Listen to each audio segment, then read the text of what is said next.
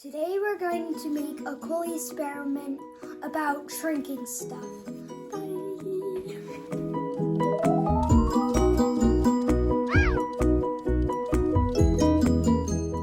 Today we're going to make a cool experiment, shrinking a potato chip bag. First you need an empty potato chip bag and wash it and dry it. Then put it in the microwave for 5 seconds.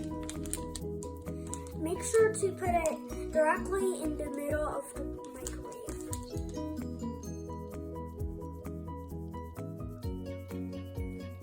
Set the microwave for 5 seconds only.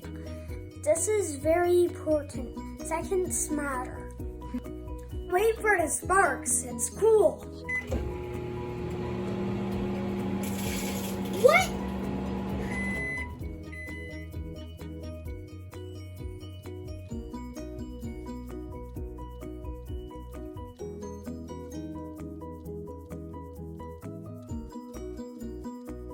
Let's compare the sizes. Look how much it shrank.